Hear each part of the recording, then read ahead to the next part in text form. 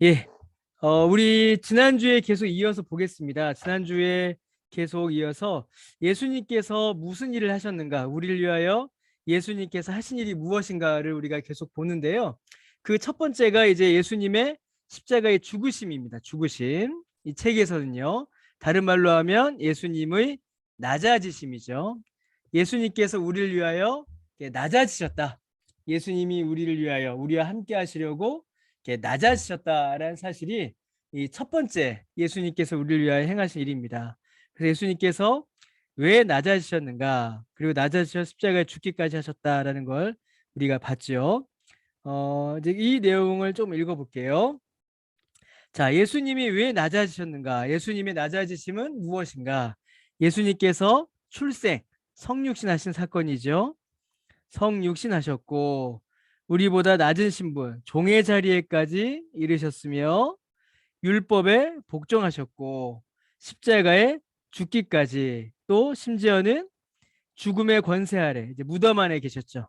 무덤 안에 거하시기까지 예수님이 이제 낮아지셨습니다. 이게 예수님께서 이 땅 가운데 행하신, 예수님께서 우리를 위하여 행하신 첫 번째 일이에요. 낮아지셨다. 우리와 같은 자리, 우리와 같은 위치까지 낮아지셨다라는 게 첫 번째 일이죠. 자, 그럼 왜 그렇게 하셔야 하는가? 이거 이제 여러분 책이 없는 겁니다. 이제 하이델베르크 요리문답에 있는 건데요.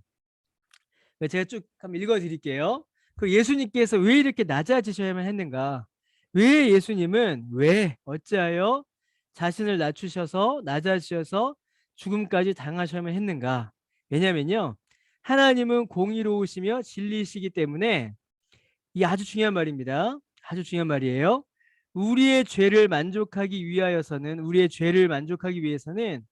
하나님의 아들이 죽으시는 길 이외에 다른 방법이 있을 수가 없기 때문입니다.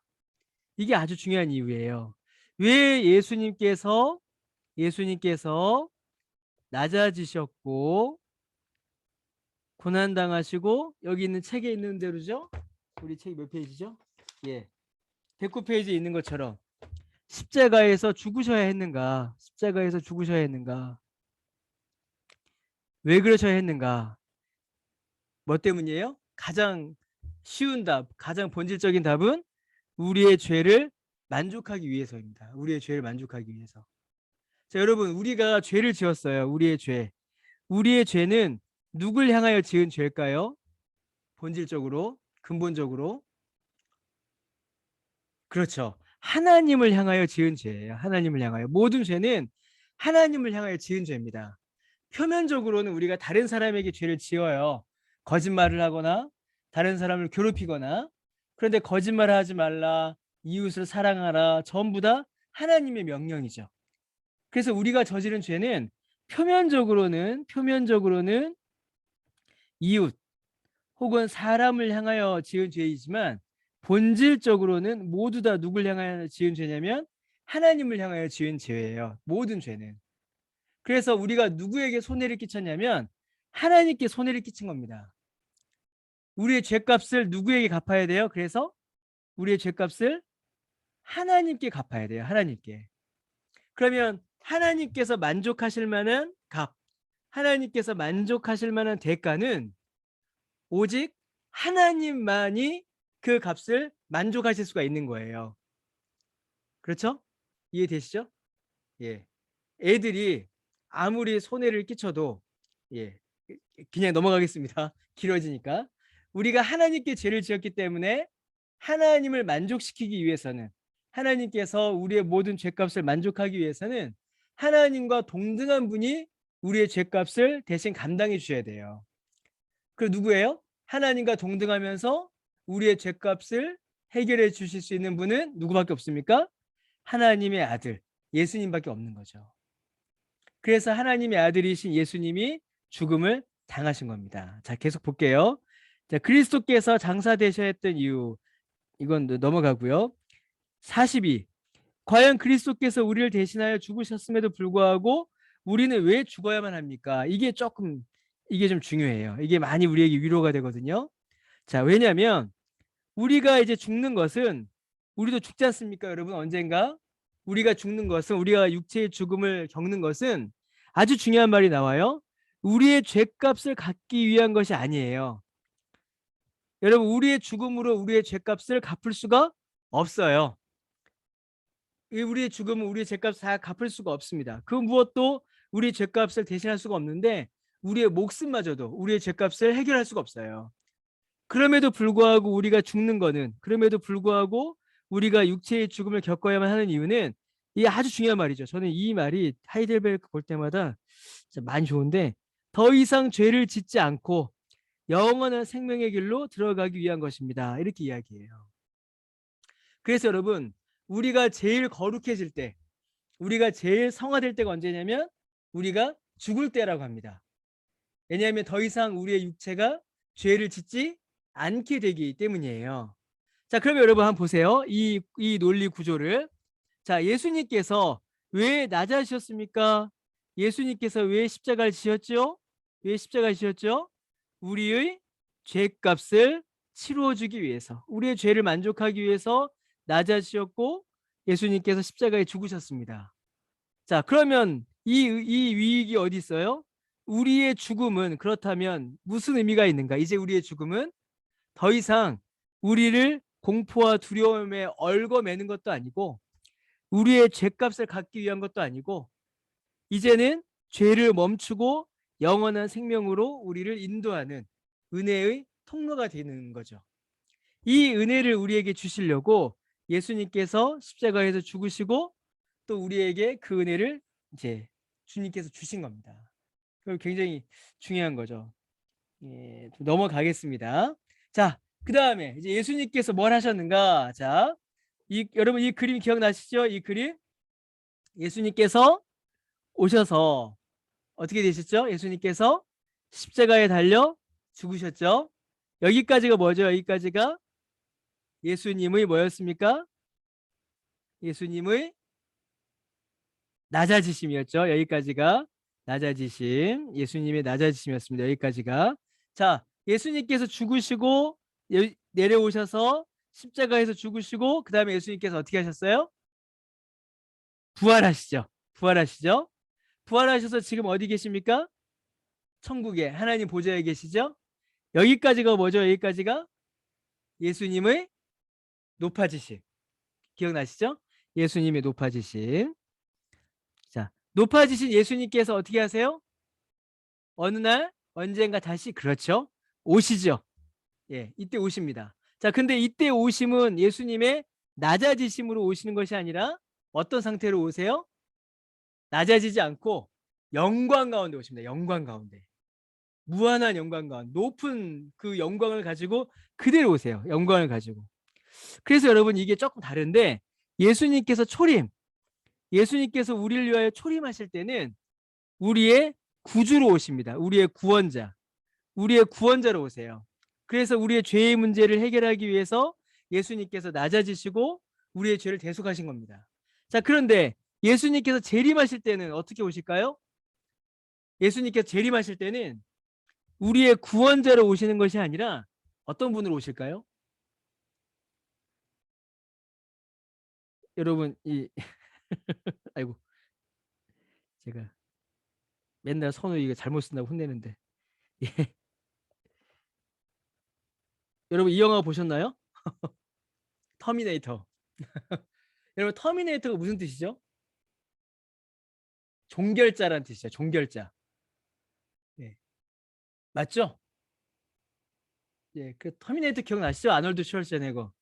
예, 종결자라는 뜻이거든요.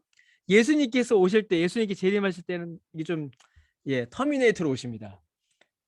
제가 주일날 보여드렸던 그 그림이랑 혼돈하시면 안 돼요. 예, 종결자로 오세요. 종결자. 어떤 종결자세요? 심판의 주로 오십니다. 심판의 주.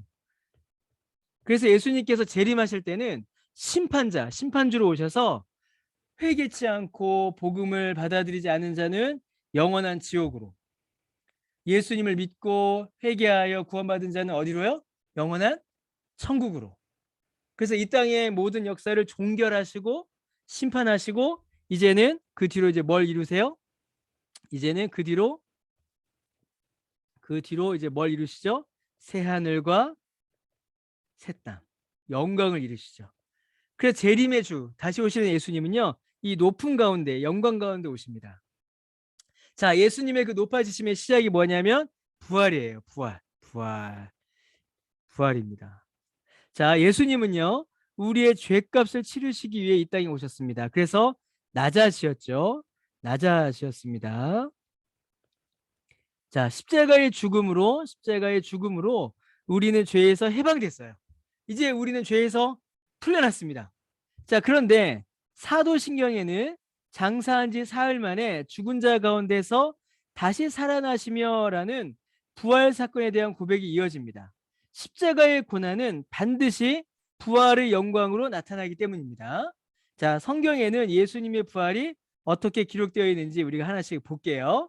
자, 여러분, 부활이 가지는 의미와 십자가의 고난은 반드시 이어져 있습니다. 자, 여러분 보세요. 예수님께서 십자가에서 죽으셨습니다. 십자가 고난을 당하셨죠. 십자가의 고난, 무덤에서 사흘간 계셨어요. 자, 여러분, 이 일을 통하여서 우리에게는 어떤 일이 벌어졌죠? 우리에게는 죄사함, 우리의 모든 죄값을 예수님께서 다 치르셨어요. 죄사함. 그래서 여러분, 이 상태에서는 우리가 어떤 상태가 되냐면 플러스 마이너스 0점이 돼요. 0점이 됩니다. 자, 그런데 우리가 예수님을 믿고 나서 어떻게 돼요? 계속 우리는 이 땅에서 살아야죠. 그렇죠? 예수님을 믿고 살아야 합니다. 자, 그러면 구원받은 자가 이 땅에서 새로운 생명으로 살아야 합니다. 새로운 생명으로 이제 살아야죠. 어떤 삶을 살아야 되냐면 거룩한 삶, 하나님의 자녀다운 삶을 이제는 살아야 돼요. 그렇죠? 그러면 이 새로운 생명은 어디서 오는가? 십자가에서. 여러분, 사도 바울이 갈라디아서 2장 20절에서 뭐라고 해요? 내가 그리스도와 함께 십자가에서 어떻게 돼요, 여러분? 예, 갈라디아서 2장 20절에 내가 그리스도와 함께 십자가에서 죽었다 라고 되어 있어요. 죽었다. 그렇죠? 여러분, 예수님께서 십자가에서 죽으실 때 우리도 죽은 겁니다. 우리 다 죽었어요. 우리의 뭐가 죽었습니까? 우리의 옛사람이 죽었어요. 우리의 구원받지 못하였던 그 죄인, 하나님을 싫어하였던 그 죄된 상태, 우리의 그 죄인이 죽은 겁니다. 우리의 옛사람이. 그리고 갈라디아서 2장 20절에 바울이 뭐라고요? 내가 그리스도와 함께 십자가에 못 박혀 죽었나니 이제는 내가 사는 것이 아니요 그리스도 예수 안에서 내가 사는 거다라고 해요. 그럼 이제 우리가 십자가에서 죽고 이제 다시 살아요. 그 생명이 어디서 왔는가? 어디서 왔어요? 그 생명이 예수님의 부활에서 왔다는 겁니다. 부활에서. 예수님께서 십자가에서 죽으실 때 우리의 죄사함의 은혜를 받고 죄인 된 우리가 죽었고, 예수님이 부활하실 때에 우리도 부활하여 새로운 생명으로 살게 된다는 거예요. 이거 굉장히 중요합니다. 예수님께서 자, 너희의 죄값은 내가 치러주었어. 이제 너희는 이제 의인이야. 자, 이제부터 의인이니까 이제부터 너희들이 알아서 살아. 너희들이 그 생명을 유지해봐. 그렇게 하신 게 아니에요. 그렇게 하신 게 아니라 예수님께서 우리의 죄값도 용서해 주시고, 그 다음에 의인으로서 살 수 있는 생명도, 새로운 생명도 예수님께서 우리에게 주신 겁니다.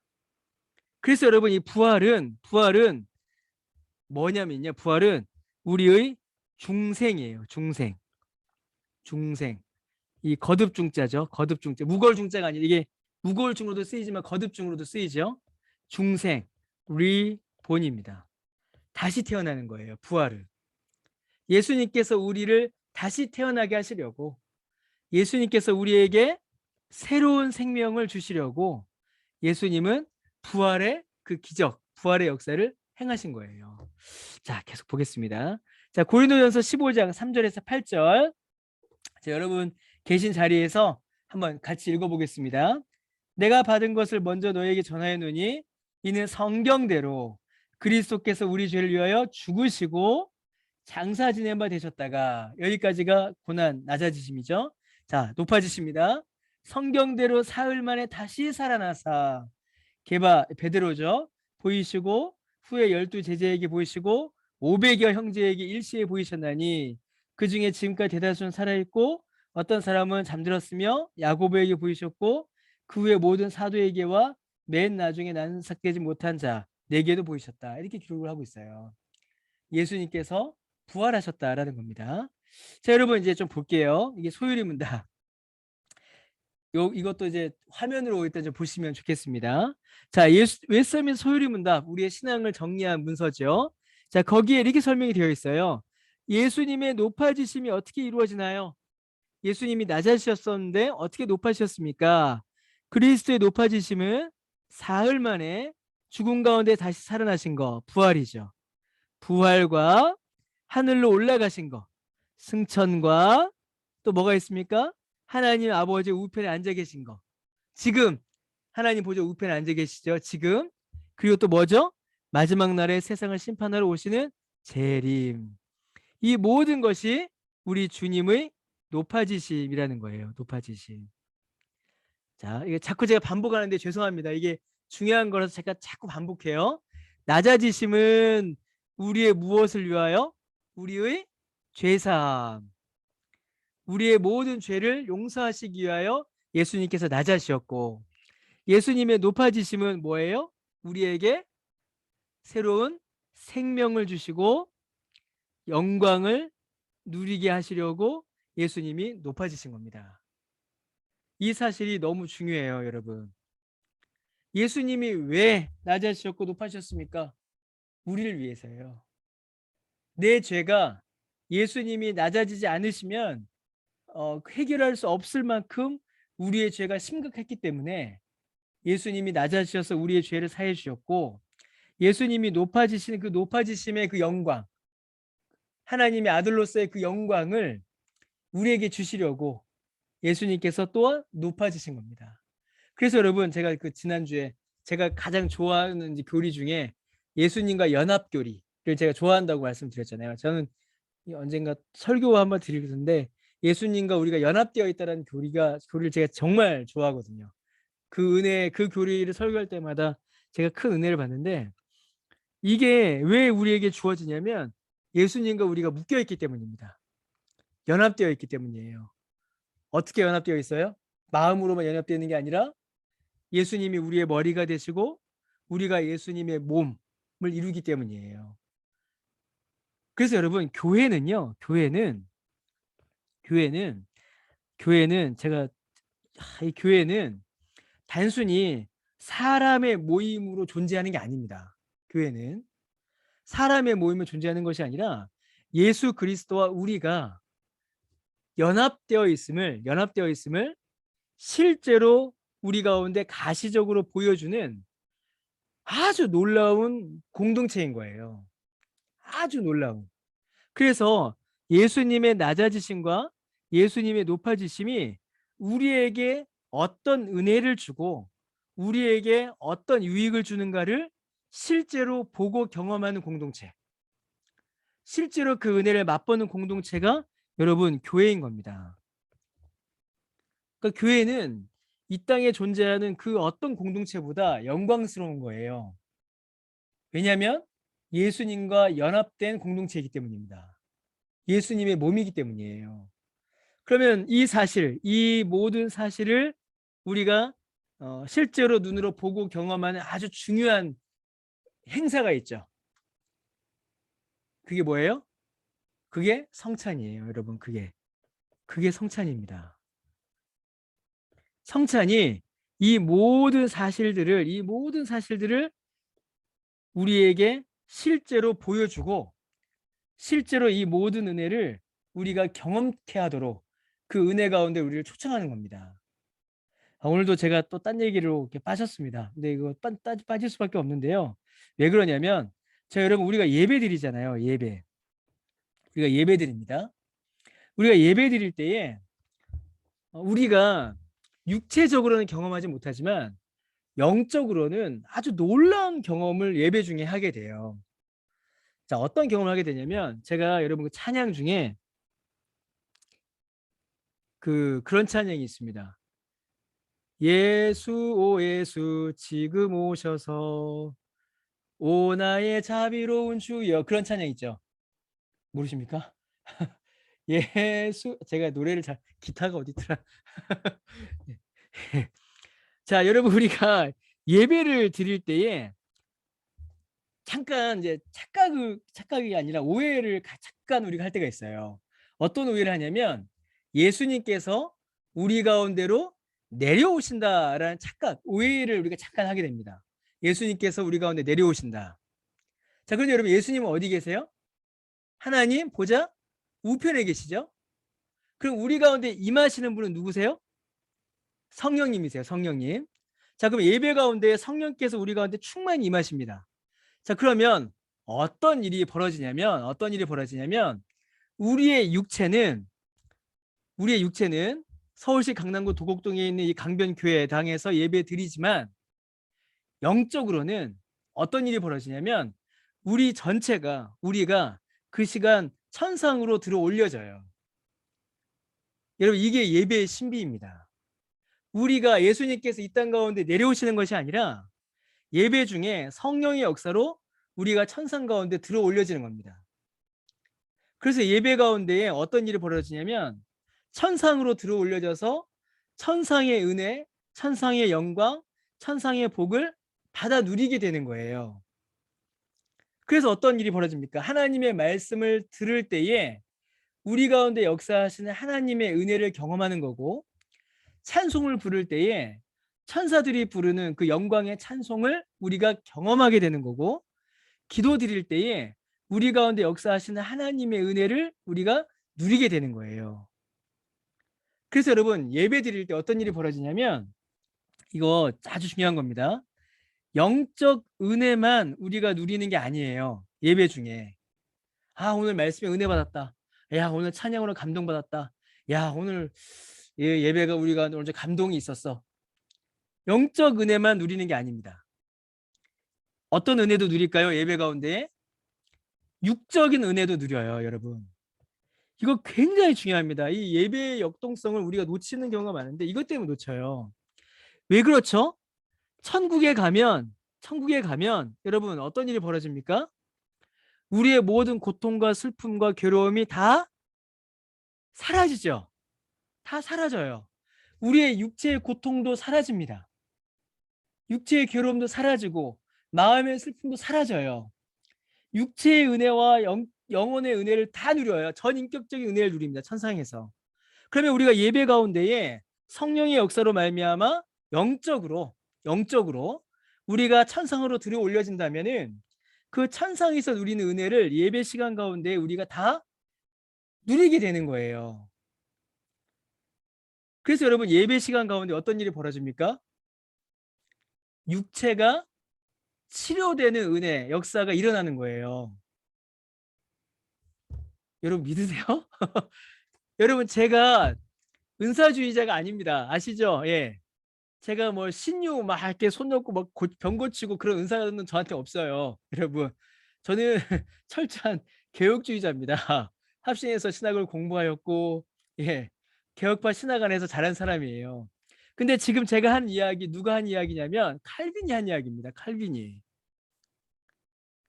칼빈과 많은 개혁주의 신학자들이 이 이야기를 했어요. 우리가 예배 드릴 때에 우리가 천상으로 들어 올려져서 하나님께서 우리에게 주시는 영과 육의 은혜를 실제로 경험하게 된다. 그 절정이 뭘까요? 그 절정이 성찬입니다. 성찬.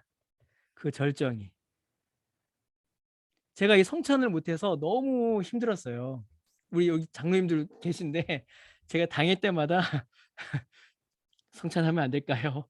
성찬하면 어떨까요? 라고 제가 매번 당일 때마다 여쭤봤었어요. 성찬이야말로 이 우리가 찬상으로 들여 올려진다. 이 은혜의 절정을 우리가 맛보는 겁니다. 절정을 경험하는 거예요. 그래서 여러분 예배를 사모하시는 분들은 정말로 여러분 예배 가운데에 또 성찬 가운데에 하나님의 은혜를 실제로 경험합니다. 이 경험하죠, 여러분. 그런 경험 저는 많습니다. 실제로 경험합니다. 성령께서 우리의 영혼을 이렇게 쓰다듬으시고 우리의 마음을 이렇게 위로하시고 심지어는 성령께서 우리의 육체의 약함을 이렇게 만지시는 우리의 육체의 그 부족함을 이렇게 건드시는 여러분 제가요 말 나온 김에 제가 1월 달에 디스크가 터졌었거든요. 모르시죠? 우리 장로님들만 아세요. 제가 1월 달에 디스크가 두 개가 터져갖고 이게 서 있지를 못했었어요. 예, 깜짝 놀라셨죠? 그런데 제가 희한한 게 정말 희한한 게 제가 1월 달에 그 한국 누가회 수련회 집회 갔다가 터졌었거든요. 디스크 터졌거든요. 그래갖고 이제 돌아와서 설이니까 병원도 못 가고 연휴 때잖아요. 병원도 못 가고 막 집에서 이렇게 기고 있었습니다. 응급실 가서 이렇게 약 먹고 막 그러고 있었어요. 그런데 여러분, 이게 어떤 일이 벌어졌는지 아십니까? 그렇게 아파서 떼굴떼굴 굴렀는데 주일날 아침에 설교를 하잖아요. 설교하고 예배가 시작하잖아요. 우리 찬양하지 않습니까? 처음에 나는 하나님을 예배하는 예배자입니다. 그 순간 안 아파요. 그 순간 아픔이 사라집니다. 그게 2월 달에 일어난 일이에요. 2월 초에. 물론 이제 그 뒤로도 치료를 받았죠. 계속 치료를 받았죠. 그런데 그 고통과 그 괴로움을 하나님께서 예배 중에 멈추게 하시는 그리고 붙들어 주시는 그 은혜를 제가 경험을 했어요. 허리가 한번 이게 설교 허리가 한번 확 했거든요. 근데 하나님께서 뒤에서 딱 붙잡아 주시는 이거 이런 이야기하면 위험한데 예, 딱 붙잡아 주시는 그 은혜를 제가 많이 경험합니다. 제가 작년에 목 아시죠? 우리 교회 성도님들 아시지만 제가 목이 나갔었잖아요. 목이 완전히 나가갖고 그 병원에서 의사 선생님이 이러다가는 제 설교 못합니다. 저한테 그랬었어요. 예, 모르셨죠? 예. 여러분 여기서 들으신 이야기 여기서만 끝내셔야 합니다. 어디 밖에 나가서 말씀하시면 안 돼요. 예. 제가 강변교회 와서 놀란 것 중에 하나가 와 이렇게 소문이 안 나는 교회가 있나 제가 제가 정말 놀랐습니다. 와 우리 정말 강변교회는요 성도님들은 정말 소문이 안 나요. 우리 교회는 진짜 소문이 안 납니다. 예, 그래서 제가 작년 목이 나갔었잖아요. 목이 나가서 병원에서 저한테 이러다가는 이제 앞으로 설교를 못 합니다. 이제 설교를 이제 할 수 없습니다. 그래서 저한테 그 선생님이 뭐라고 하셨냐면 이러다가는 이명박 대통령 목소리가 됩니다. 저한테 그러셨어요. 제가 그 말 듣고 되게 놀랐습니다. 금액 확 오더라고요. 근데 여러분 지금 제 목소리 어떻습니까? 작년하고 똑같아요. 똑같습니다. 그 제가 너무 놀랐고 병원에서도 너무 놀랐어요. 그 선생님이 정말 놀라셨어요. 이렇게 목소리가 돌아오는 경우가 많지가 않답니다. 선생님이 선생님 그러시더라고요. 내가 치료를 잘한 거라고. 내가 주사를 잘 놓고 내가 이렇게 목을 이렇게 잘한 거라고 뭐 그러셨는데 저는 물론 그 치료에 있겠죠. 근데 저는 하나님께서 붙드셨다라고 저는 믿어요. 하나님께서 예배 가운데 은혜를 주신 거라고 저는 믿습니다. 예. 그러니까 여러분 우리의 예배가요 그렇게 이렇게 형식적이고 이렇게 무미건조하고 그냥 시간을 때우고 설교를 그냥 견뎌야 하고 그렇게 우리가 예배 드린다면 여러분 정말 우리는 불쌍한 사람들이 돼요.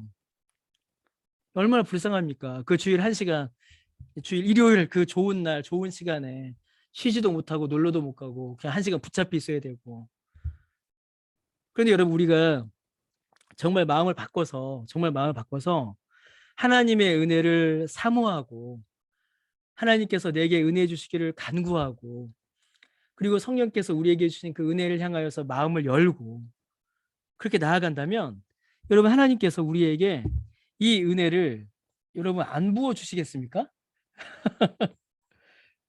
저는 여러분 이거 간증하려면요 정말 수도 없이 많아요. 저는 제가 경험한 그 은혜가 너무 많아서 군대에 있을 때도 그렇고 너무 이런 하나님께서 예배 가운데 베푸신 은혜가 너무 많아서 저는 그 예배 드리는 것 자체가 너무 좋아요. 그 찬양 예배 가운데 찬양을 시작하고 찬양을 드리고 찬양을 함께한 이 일들이 예 죄송합니다. 또 딴 얘기를 많이 예 하여튼 예 예수님께 높아지심 예수님 높아지신 것은 뭐라고요? 우리에게 여기 지워버렸네요. 우리에게 뭘 주시기 위함이에요? 생명과 찬상을 영광을 우리에게 누리게 하시려고 생명과 영광을 누리게 하시려고 예수님께서 높아지신 겁니다. 제가 또 딴 얘기를 많이 했습니다. 자, 예수님은 부활하셨습니다. 세상 사람들은요, 예수님의 부활 사건을 기독교인들이 지어낸 이야기라고 말해요. 하지만 예수님의 부활은 역사적 사건이었습니다. 다음 글을 읽고 느낀 점을 말해보세요라고 했습니다. 자, 여러분 이거는 이제 한번 책에 있는 내용인데 한번 쭉 한번 읽어보십시오. 책에 여기 몇 페이지에 있죠? 예, 112페이지에 있는 내용이죠. 예수님의 부활에 대한 이 찰스 콜스 이분 책도 쓰셨는데 예, 이 글 한번 꼭 읽어보시면 좋겠습니다. 여러분 예수님의 부활, 이 부활의 역사성, 예수님의 부활의 역사성, 그리고 예수님의 부활의 사실성은 더 이상 뭐 이게 설명할 필요가 없어요. 설명할 필요가 사실 저는 없다라고 생각합니다. 이미 우리가 믿고요. 과학적 증명의 범위를 넘어선 거기 때문에 성령께서 우리 가운데 은혜를 주실 때에 우리가 믿음으로 고백할 수 있는 그런 내용들이죠. 역사상에 있었던 수많은 증인들 그리고 이 부활을 증언하기 위해서 또 이 부활을 믿는 이 부활을 믿음으로 인하여서 그 죽음 그 십자가를 졌던 수많은 성도들의 증언이 충분히 증언이라고 저는 믿습니다. 예, 계속 보고 넘어가죠. 6번으로 넘어가겠습니다. 예, 화면에 자꾸 이상한 게 떠서. 예. 여러분 화면에 좀 이렇게 초록색으로 막 줄이 좀 떠 있죠? 그렇죠? 예, 지금 약간 컴퓨터하고 뭐가 약간 좀 에러가 난 것 같습니다. 이게 저한테는 없는 건데 화면에 뜨네요. 예. 여러분 조금 불편하시겠지만은 예, 계속 뜨네. 이게 왜 뜰까요? 여러분 보시기 많이 불편하신가요? 괜찮으세요? 예, 그러면 좀 그냥 계속 하겠습니다. 이게 왜 뜨는지 모르겠네요. 자, 6번 읽게요. 6번 볼게요. 자, 예수님의 부활. 예수님의 부활이 예수님을 믿는 사람들에게는 어떤 의미가 있는지 우리 고린도전서 15장 20절에서 22절을 읽고서요. 부활의 의미에 대해서 우리가 한번 또 살펴보겠습니다. 자, 고린도전서 15장 20절에서 22절까지 우리 한 절씩 우리 같이 여러분 계신 자리에서 읽겠습니다. 함께 읽습니다. 자, 그러나 이제 그리스도께서 죽은 자 가운데서 다시 살아나사 잠자는 자들의 첫 열매가 되셨도다. 사망이 한 사람으로 말미암았으니 죽은 자의 부활도 한 사람으로 말미암는도다. 아담 안에서 모든 사람이 죽은 것 같이 그리스도 안에서 모든 사람이 삶을 얻으리라. 이렇게 사도 바울이 설명을 합니다. 자, 여러분 이게 무슨 내용이냐면요. 자, 예수님께서 잠자는 자들의 첫 열매가 되셨다라고 고백을 해요. 곧 예수님의 부활은 예수님을 믿는 자들, 예수님을 믿는 모든 자들에게도 동일한 열매를 주실 것이다라는 거예요. 자, 사망이 한 사람으로 말미암아 들어왔습니다. 곧 아담이 범죄하여 사망을 가져왔죠. 그 사망이 모든 사람에게 들어왔어요. 이거와 같이 예수님의 부활이 또한 예수님을 믿는 모든 사람에게 주어졌다라는 거예요. 그래서 여러분 예수님을 가리켜서 뭐라고 하냐면 완전한 아담, 두 번째 아담이라는 표현을 사용해요. 첫 번째 아담은 우리에게 사망을 가져왔지만 두 번째 아담이신 예수님은 우리에게 생명을 주셨다. 그 생명은 부활로 우리에게 주어진 것이다. 그렇게 설명을 합니다. 자, 계속 볼게요. 자, 성경은요, 예수님의 부활을 첫 열매라고 합니다. 첫 열매, 첫 번째 열매라고 하죠. 첫 열매는 뒤따라 있을 더 많은 추수에 대한 보증을 의미해요. 첫 번째 열매를 따면 아, 이와 같은 열매들이 계속 있겠구나라고 우리가 생각을 하게 되죠.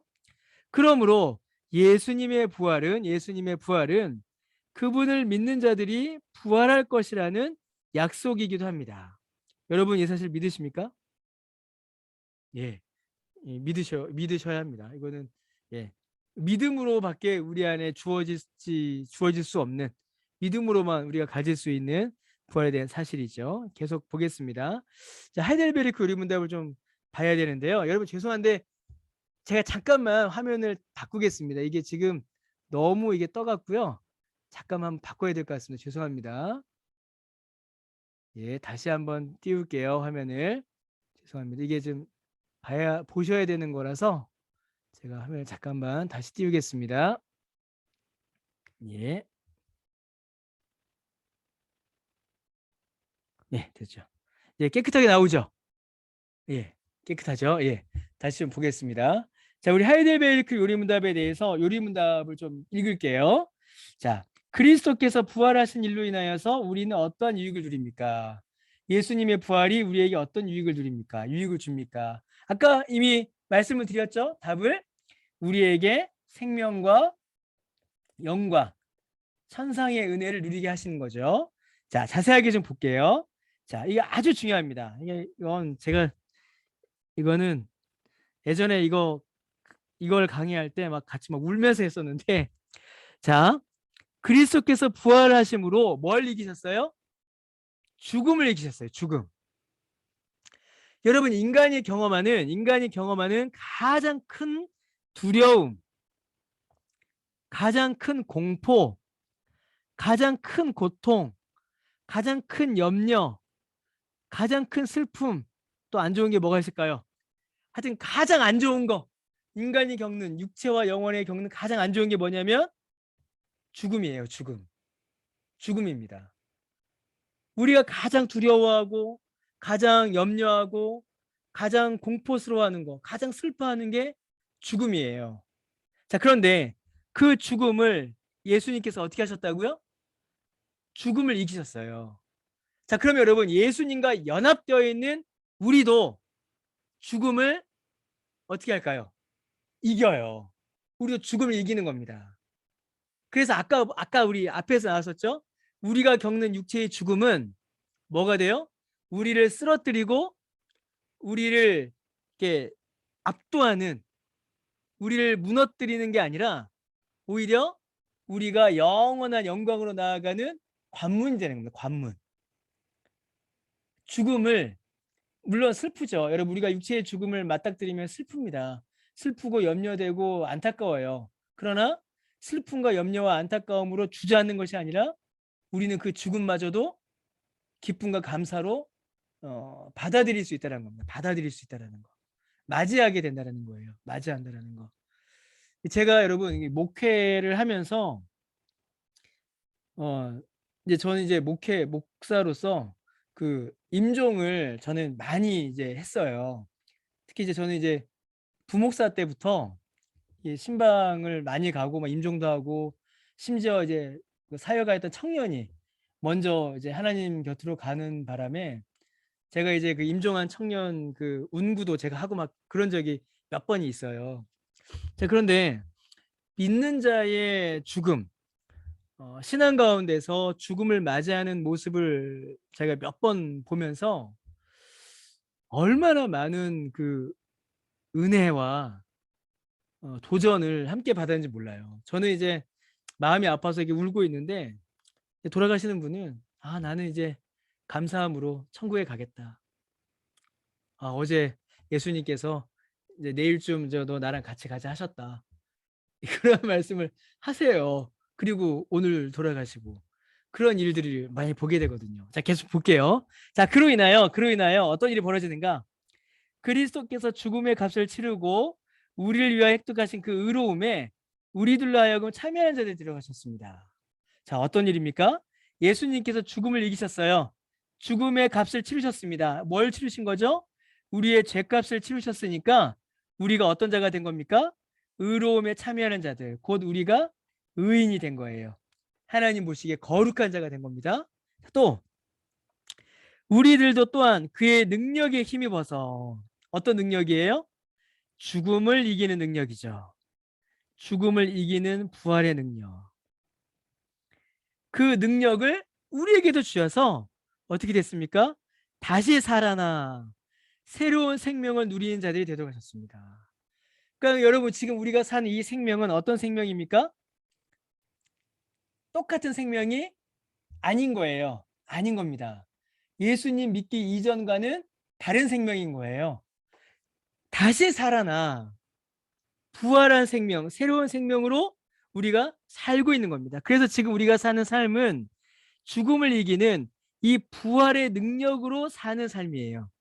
부활의 능력으로 사는 삶.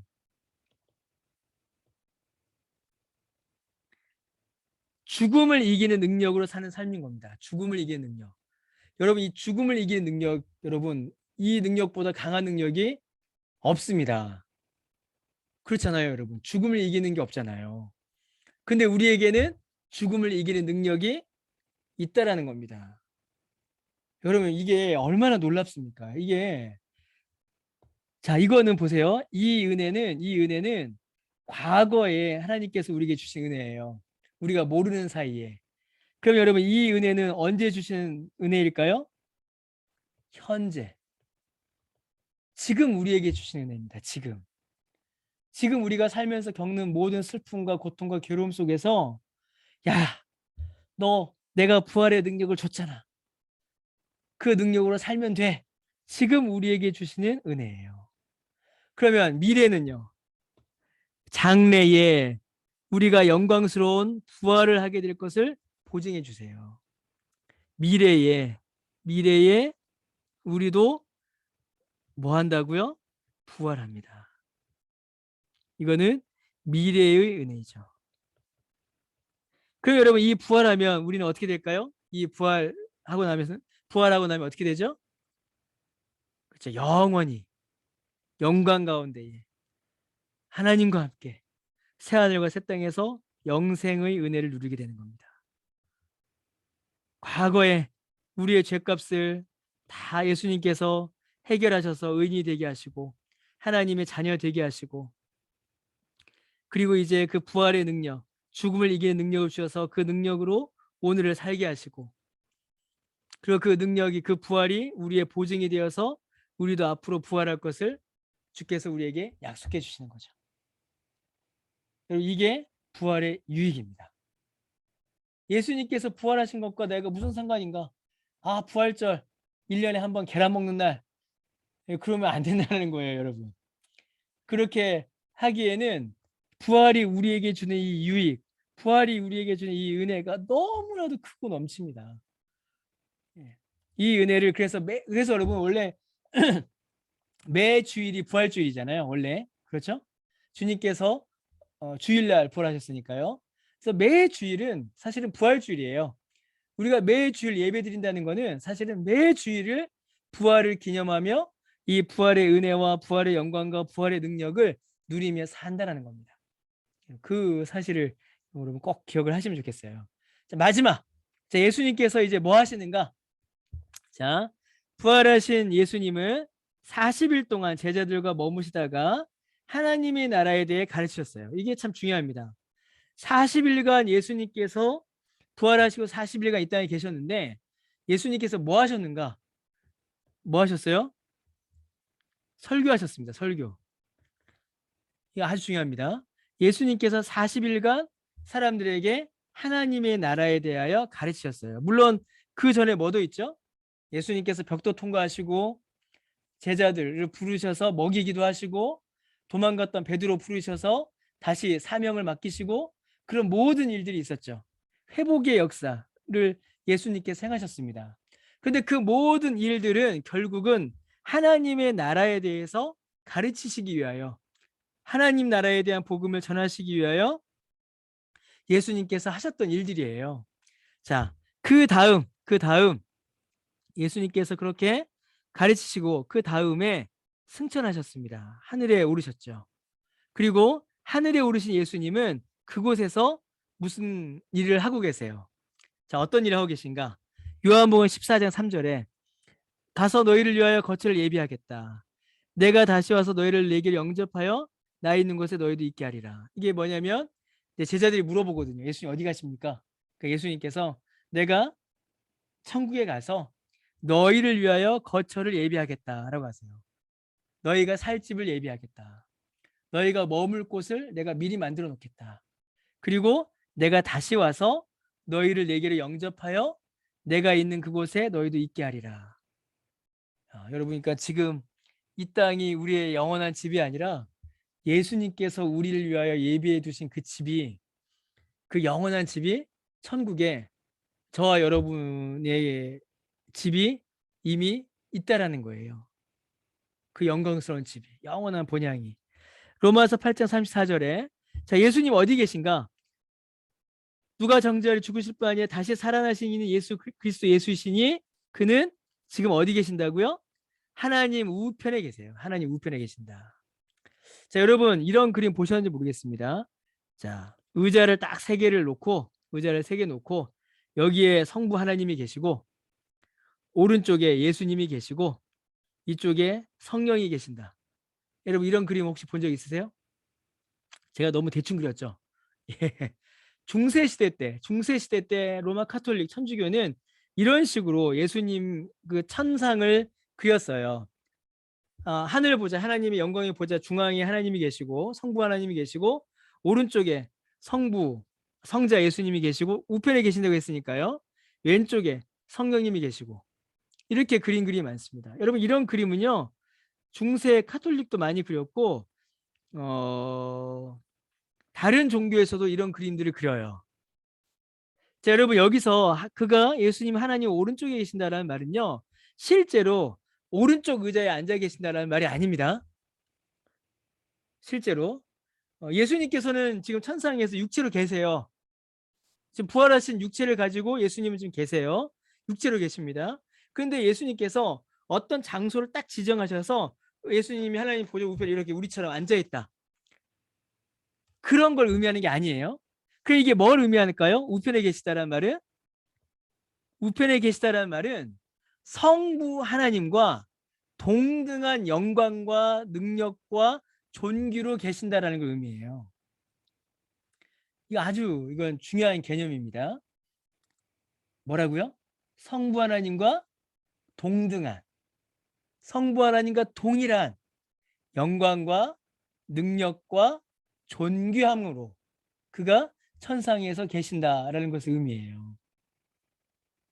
그리고 그분이 뭐 하세요? 뭐 하십니까? 우리를 위하여 뭐 하신다고요? 간구하세요. 우리를 위하여 기도하신다는 겁니다. 여러분 이 말씀은 정말 우리에게 소망이 되는 말씀이에요. 우리를 사랑하신 예수님이 천국에 계신데 어떤 위치시냐면 성부 하나님과 동등한 위치시래요. 성부 하나님과 동등한 영광과 능력이십니다. 그런데 그 예수님이 성부 하나님께 우리를 위하여 기도하신대요. 그러면 여러분 성부 하나님께서 성자 예수님이 성부 하나님께 기도하시는 그 기도를 응답하실까요? 응답하지 않으실까요? 응답하시죠. 응답하시죠. 반드시 응답하시죠. 그러니까 여러분 우리를 위하여 예수님께서 기도하십니다. 그럼 예수님께서 우리를 위하여 어떻게 기도하실까요? 우리 못 되라고 기도하실까요? 우리 잘 되라고 기도하실 겁니다. 저는 최소한 그거는 믿습니다. 제가 기복주의 뭐 이런 건 아니지만 예수님께서 우리를 위하여 복을 빌어주신다는 건 분명한 사실이에요. 정말 그건 분명한 사실입니다. 예수님께서 우리를 위하여 우리에게 복 주시기 위해서 예수님께서 기도하십니다. 그래서 하나님은 우리에게 반드시 복을 주세요. 그 가장 분명한 기도 응답, 가장 첫 번째 기도 응답, 그리고 가장 확실한 기도 응답을 이미 우리가 받았습니다. 이미 우리가 받았어요. 예수님께서 우리를 위하여 복 주시기 위하여 우리를 위한 복을 하나님께 기도하셨는데 하나님께서 그 기도에 응답하셔서 우리에게 주신 복이 있어요. 그 복이 뭘까요? 성령님입니다. 성령님이에요. 성령님. 그래서 성부, 성자와 동등한 영광과 권위와 능력을 가진 성령께서 우리 가운데 오신 거예요. 우리 가운데 임하신 겁니다. 여러분, 하나님이 우리 가운데 계신 것보다 더 큰 복이 어디 있겠습니까? 또 하나, 에베소서 1장 22절에 보니까 그가 하나님 우편에 계시 우리를 위해 기도하시는데 또 만물을 그의 발 아래에 복종하게 하시고 또 그를 만물 위에, 이게 아주 중요한 말이 나오죠. 교회의 머리로 삼으셨다. 예수님께서 모든 것을 다스리세요. 모든 만물이, 모든 이 땅에 존재하는 모든 것들이 그에게 복종하고 교회는 그 위에 있다라는 겁니다. 여러분, 이게 교회가 가진 이 땅에서 위치이고 영광이에요. 자, 계속 또 볼게요. 자, 예수님은요, 승천하셨습니다. 예수님의 승천은 그분이 온 세상을 통치하는 자리에 오르셨음을 의미합니다. 그뿐만 아니라 바울은 예수님이 하나님의 보좌 우편에서 우리를 위해 간구하신다고 말합니다. 방금 읽으셨던 이 말씀이죠. 여러분 믿으십니까? 이 믿음이 당신의 삶 속에 주는 위로와 은혜는 무엇입니까? 또 한번 생각해 보시면 좋겠어요. 자, 예수님이 마지막으로 주신 약속은 무엇입니까? 예수님께 승천하시면서 우리에게 주신 약속이 있어요. 자, 요한계시록 22장 20절. 자, 읽어보겠습니다. 이것들을 증언하신 이가 이르시되 내가 진실로 속히 오리라 하시거늘 아멘. 주 예수여 오시옵소서. 예수님께서 진실로 속히 오시겠다라고 말씀하셨습니다. 예수님께서 다시 오실 거예요. 반드시 다시 오십니다. 언제인지 모르겠지만 속히 오신다고 하셨으니까요. 속히 오시기를 간절히 저는 소망해요. 전 정말 예수님 빨리 오시면 좋겠습니다. 예. 사도행전 17장 31절 같이 읽어보겠습니다. 이는 정하신 사람으로 하여금 천하를 공의로 심판할 날을 작정하시고 이에 그를 죽은 자 가운데 다시 살리신 것으로 모든 사람에게 믿을 만한 증거를 주셨습니다. 예, 이건 뭐 조금 설명이 필요하긴 하지만 이것만 보면요. 천하를 공의로 심판할 날을 작정하셨다. 아까 말씀드렸던 예수님께서 심판의 주로 우리 가운데 재림하실 것을 또한 약속하셨습니다. 자, 제가 먼저 읽겠습니다. 마지막이죠. 당신은, 여러분은요, 사도신경의 고백처럼 예수님이 산자와 죽은 자를 심판하러 다시 오실 것을 여러분 믿으십니까? 예. 그리고 그날을 고대하고 기대하며 살아가고 계십니까? 예수님의 재림에 대한 믿음이 당신의 삶 속에 어떤 영향을 미치는지 한번 생각해 보셨으면 좋겠습니다. 여러분, 우리가 이 땅에서 누리는 것이 많아지면 많아질수록 예수님의 재림에 대한 소망이 옅어집니다. 이 땅에서의 누림, 이 땅에서의 어떤 그 만족, 이 땅에서 많이 가지게 되면 오히려 우리의 그 재림, 예수님의 재림의 소망은 옅어지게 돼요. 대신에 이 땅에서 고난당하고 슬픔당할 때는 재림에 대한 소망이 더 견고해집니다. 그래서 여러분, 교회가 박해받을 때에 그 재림신앙, 예수님의 재림에 대한 그 간절함이 교회를 더 순결하게 하고 더 간절하게 했죠. 여러분, 우리에게도 참 이런 믿음이 필요해요. 빌립보서 3장 14절, 표대를 향하여 그리스도 예수 안에서 하나님이 위에서 부르신 부름의 상을 위하여 우리는 달려가야 합니다. 자, C.S. 루이스가 이런 얘기를 했대요. 여러분, 이게 참 뼈를 때리는 말이에요. 뼈를 때리는.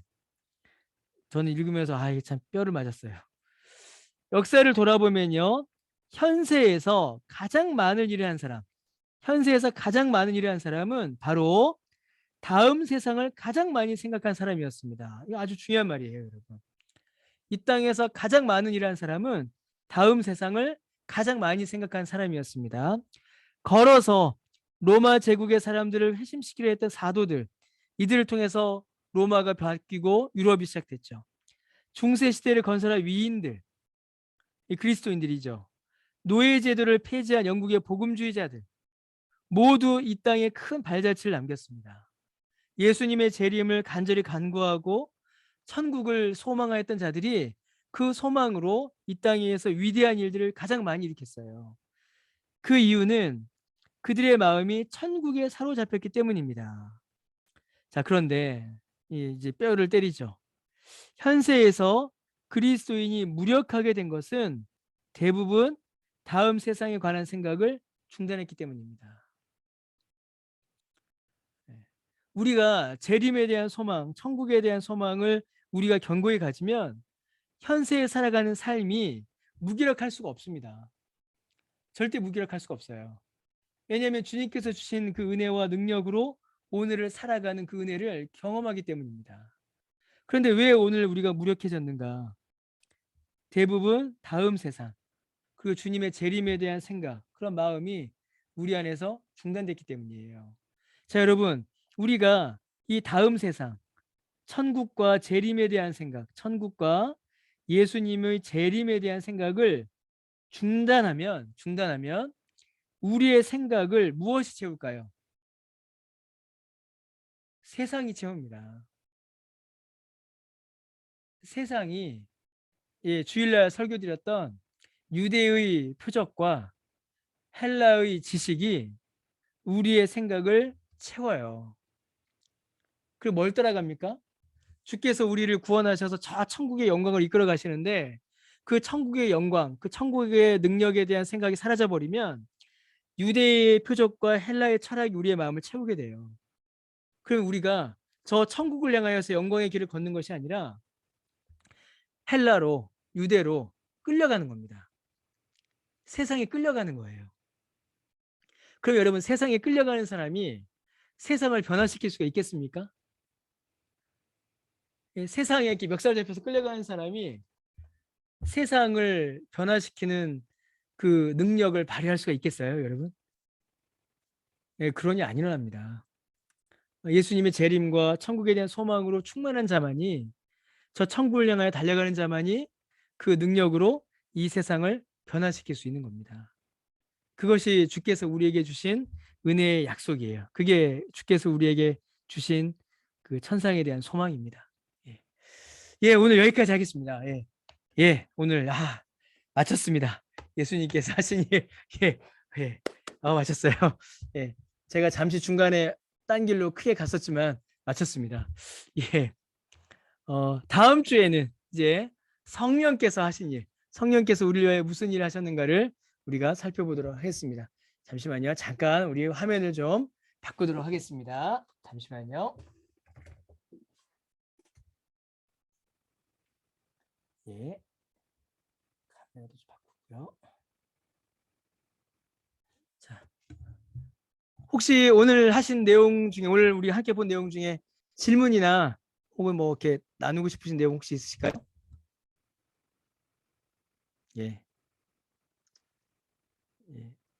압니다. 예, 없으신 거. 예. 예, 그러면 우리 오늘은 우리 김다미 집사님, 예, 김다미 집사님 우리 기도해 주시고 오늘 마치도록 하겠습니다. 기도하겠습니다.